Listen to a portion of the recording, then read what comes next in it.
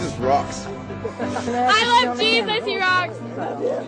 Jesus rocks so much. Yes. Total Jesus freak. All over. Jesus was way cool. He told people to eat his body and drink his blood. That's so cool. Jesus was so cool.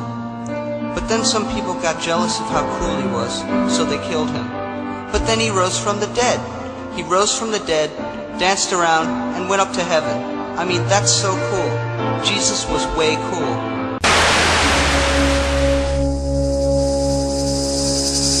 Somebody knew. Somebody, at some time, knew the correct way to perceive this reality. Somebody knew what it was and how to handle it, how to overcome it. Somebody did. I don't know if the name is Jesus. If his name wasn't Jesus, screw the translation. I know the Illuminati didn't come up with a lot of those parables.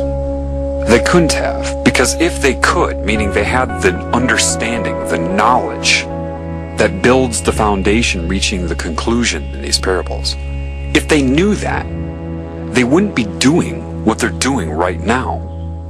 Let me say that again. If these people that created religion knew and understood the meaning behind those parables, they would not be doing what they're doing right now. Therefore, I know that somebody knew outside of this control system. What the name was, I don't know. Based upon what I know, whoever gave those parables would never be concerned with being anointed or being called the Christ. So, by deduction, the man existed. I can only infer that they stole the teachings of this man to sell this pagan worship of Satan. What is Satan? Satan's a consciousness. If you want to call it Satan, Semiramis, whatever, Isis, the serpent, it doesn't matter. Satan is like a consciousness that is separate, which is like cancer. Therefore, it has scalar growth, and it will see itself as one thing. So, when it seduces and entices and recruits, its reasoning will be very, very close to the reasoning that Christ would have, or the Spirit's reasoning. We are one. I am you, you are me. Very similar to creation, isn't it? Yet, it will have the cancer agenda, right? Hurt other people, that's fine. Just love me. That is the difference. The Spirit has respect and love for all of its creations. Cancer wants you to do whatever you want to that which is not its creation, to destroy it, as long as your allegiance is to the cancer. And once it sucks you in, you're its slave, whether you know it in your current role or not. It knows. So it can be very confusing for a Satanist because it will make a lot of sense. It will mirror a lot of the laws of creation, except for the love and respect for all of the creations. That will be the difference. Greed, materialism, that's what it does. There are two oneness campaigns going on simultaneously. One of them is the recruiting by the cancer. We are one. Do you understand that? We're one consciousness. Well, it's not wrong in its current state. That's absolutely true. It certainly does see itself as that way. Satan either wants you to give yourself to it or sell yourself to it. It doesn't care what your experience is and your illusion. Oh, sure, you want 7 years, anything you want in your dream? Sure, okay. You could do that anyway, but you don't know that, so yeah, sign right here. Yeah. And it recruits them and tells them how much it loves them. Do you understand that evil is going to come in the name of love? You think it's stupid? It's going to come in the name of hate? No. The number one thing that evil will push on you is love and how much it loves you. Just like the guy trying to get sex in a bar, telling the girl how much he loves her and how he'll respect her in the morning. You know, I feel so bad for Satanists. in the sense that they're being so duped. Do you realize that a lot of the truth that is used about creation, life, the elements of reality, a lot of that used to solicit them into that religion is also the teachings of Christ? How ironic that they draw upon the teachings of Christ to turn those against Christ by taking credit for the teachings of that person or anybody else that was connected to spirit. Lilith, right? All the different names for the serpent. Fine, let's call it Lilith. Just love me. Do whatever you want, just love me. And I'll love you back.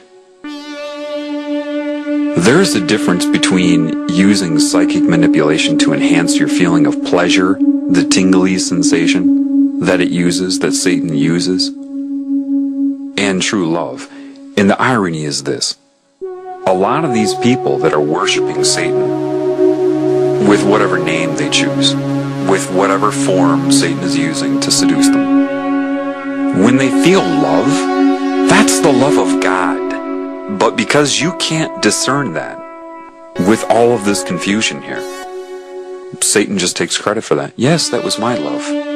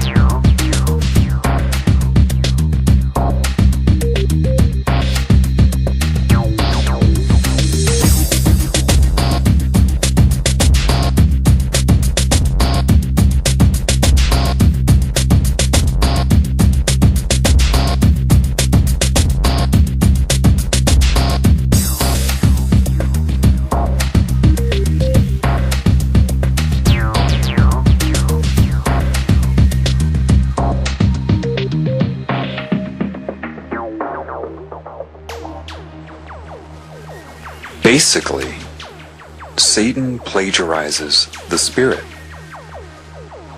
to recruit, to entice, to seduce. It plagiarizes the Spirit, the Creator. It could very well be that Christianity and a lot of these religions were designed, their very purpose, thinking this many moves ahead, designed to fail. How? Why? Well, if they steal the teachings of Christ and then create this Jesus deity, this Trinity, which isn't what it was, then point their fingers at themselves like they always do, expose the Babylonian symbolism, the satanic symbolism of the religions they created. They could do that in hopes to make you abandon all Christ's teachings as well, do you see? If you don't know that they stole those teachings, then you'll think that they created those teachings. They expose the deity as symbolism, and then everybody will have their big sigh of relief. Oh, we don't have to be good. We don't have to follow any of that. You see, the ultimate last-ditch attempt to discredit Christ. Why? That opens the door for the New World religion of sorcery, or Satanism, for the utopia. It has to be that because there's no way these people doing what they're doing could have given the metaphors that Christ gave. They stole his teachings to draw people into both Christianity and Satanism.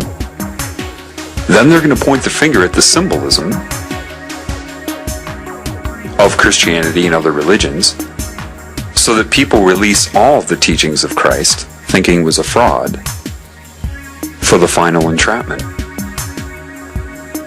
It's very important that you stay balanced, because regardless of what's happening in this reality, you have got to stay you. The primary foundation of what you are is love, and that's what they don't want you to know. And the easiest way to do that is to come in the name of love and slowly tear you away from it, redefine it, to ensnare you in the web.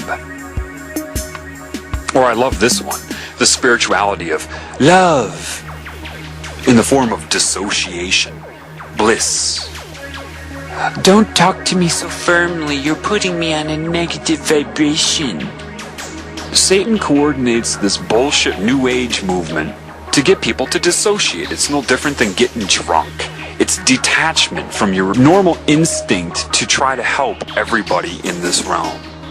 You become concerned with your own bliss. Therefore, you don't speak out against it unless you're speaking out to get other people to detach. Your detachment as you walk in the woods and think that you've accomplished something, and you think your whole world is of your negative ego, that isn't stopping a little child from being raped today. Your detachment. Part of your responsibility is to get the word out. So Satan knows that. It's very, very clever. And a total defense against that is getting you to hate Satan. Satan loves that. Why would Satan love that? Because you're giving it energy. And hate is not of your true nature. Therefore, if it gets you doing that, then you give it energy. So if you hate this consciousness, call it names and curse it, it has you. It's got you. Know thyself and be thyself. Do not be where you are. Be what you are, regardless of where you are. And the only way you'll know what you are is reconnecting to what you are. Which means you're going to have to dismantle the ego somewhat. Not the mind, just the ego. When you connect to the creative spirit, now, it's so difficult to be precise on this because I don't want people seeking something outside of themselves. The way the creative spirit will interface with you will be with your spirit, which is it, a derivative of it. And then it will rise from within to command your mind. It will never speak directly to your ego. And people say, well, yeah, but the way you talk about it, it's like a conversation. No, that's my translation for you of understanding. It is my spirit that is teaching me. Do you understand that? And it gets the influence from something larger.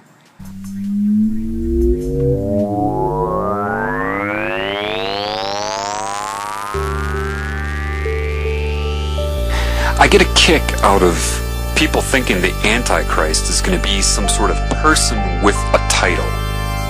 No, it's this collective consciousness I've been telling you about. Anybody who is against the teachings of Christ. What's another way of saying against Christ? Antichrist. So, if you know anybody that's even publicly against, does not adhere to, or denies the teachings, not the man, the teachings, they are the Antichrist. The rise of the Antichrist, if I said the Asian flu is on the rise, I'm not talking about one individual virus, I'm talking about the collective strain, including all of the viruses in that strain. Do you understand that? The rise of man doesn't mean the rise of one man. So, the Antichrist consciousness and control system here was already there back then. The Antichrist, or diseased cancerous consciousness, is what murdered him then, and it has risen since. And those who are in control of the world are anti-Christ. It's obvious. You have sorcery being practiced on you. You have all kinds of control methods you couldn't even comprehend. Forgive them, they know not what they do. Why do you think you didn't know what you were doing? Because people think that demons somehow inject thoughts into your mind. No, your mind is a co-creation of you and foul play, whether it be mind control, a demon, or anything else. It's a co-creation, meaning a demon literally pushes your spirit out of the way, grabs the steering wheel, and uses your mind for its own intentions. In other words, it thinks for you, and the mind can't perceive that from outside of itself. Therefore, whatever it thinks it is thinking it. Therefore, the prison of the mind. And that is the phenomenon of the all-seeing eye, or the hive mind. Satan can speak through anybody at any time that it's connected to. So can the spirit. What is their primary agenda? They absolutely require you to feel responsible for whatever they have done to you. Or it just won't work. I'll say that again. They absolutely need you to feel responsible for what they have done to and through you. They need you to be ignorant of the extra-dimensional influence. Because if you're ignorant of that, you will blame everything on yourself. That's how it works.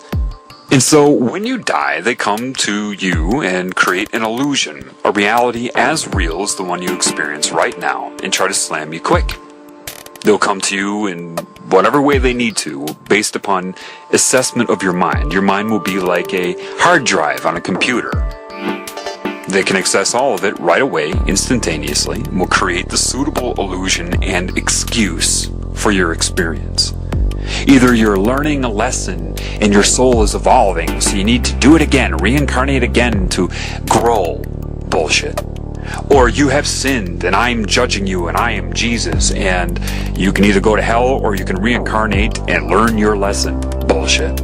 Or they'll just try to send you directly to a hell-like experience and allow them, law of contract, to torture you because you feel you were judged by God. They do all the shit through you, pervert you, corrupt you, and then use what they've done to and through you against you.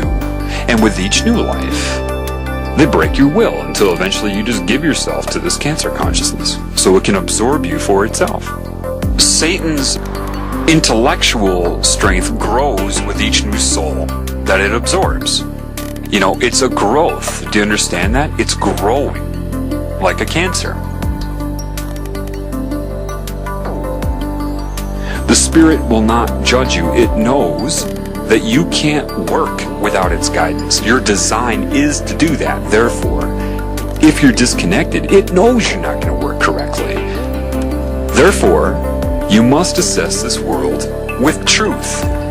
You must dismantle your belief systems or be as a child, meaning pre-programming.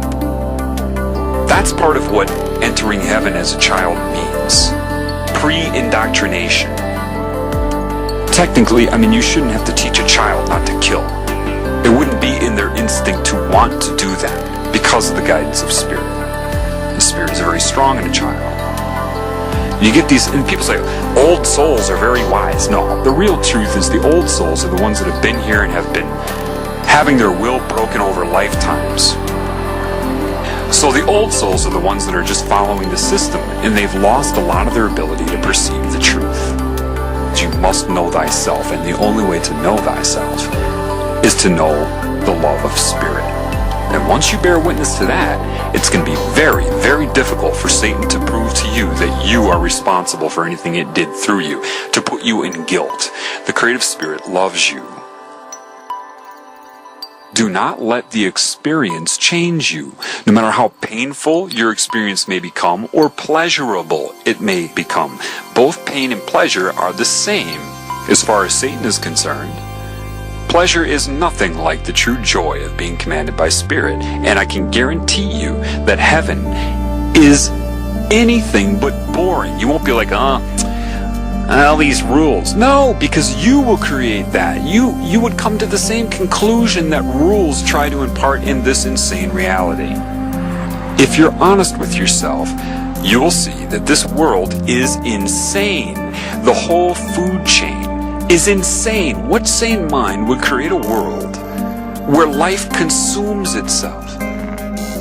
Well, that's God just subjectively experiencing itself to learn. What? How many times does God have to be a child that gets sacrificed and raped before God gets it? No, that isn't what it is. The idea that animals need to consume each other and other life here is ridiculous. That's why people that try to do everything right here cannot. But they're conned into thinking this is normal here. You're told right off the bat you're on Earth. How do you know? Why? Because other humans tell you that? They've told you that's where you are, that this is life, the food chain is normal, biology says so. How do you know that? You're trusting everything you've been told. If your instinct, which is valid, tells you that doesn't make sense, you're right. Satan controls all of academia, all of the media, all of the money, everything you're told. This is an insane world of miscreation and creation. It makes no sense. What sane mind would create something like a mosquito, a tapeworm, a wood tick? There's no reason for that. It doesn't make any sense. Why did it happen? This is a world of both true creation, manifestation out of love, and miscreation. Both created by a mind. But if the mind is not commanded by Spirit and or love, the larger picture, then it's just math, because the mind is math. And if it doesn't have the correct guidance, then it's only mathematical probability. Do you understand that? Meaning you could take a knife and cut your hand off right now, but you're not doing that, are you? But mathematically, it's probable. Those that are not commanded by Spirit or have been taken over by cancer see the world as math. Random calculation of possibility. And it can snowball based upon pain and pleasure.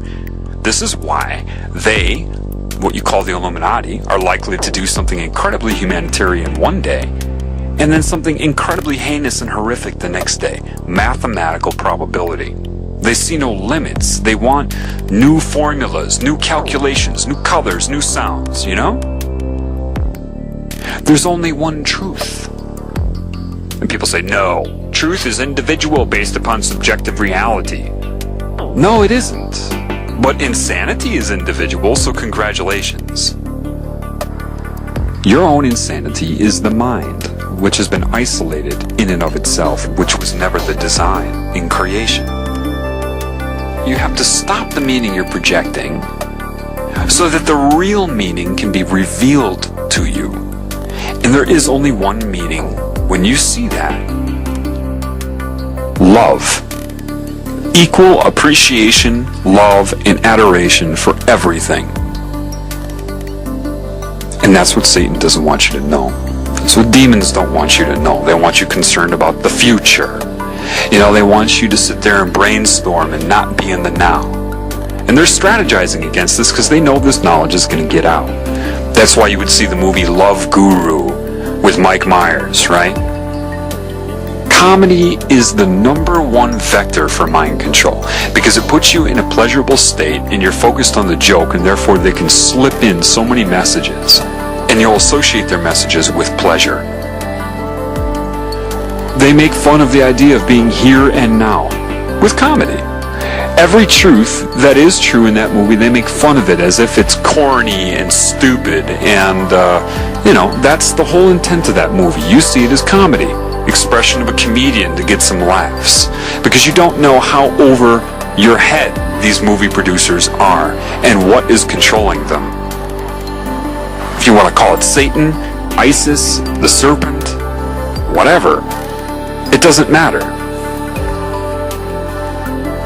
So the best advice I can give to you is overcome your reality. That doesn't mean numb yourself to this world. It doesn't mean don't appreciate it. To be you, you're going to have to be able to appreciate everything. If you see something that doesn't make sense, rather than getting angry at it, look at it the way a doctor would look at a patient.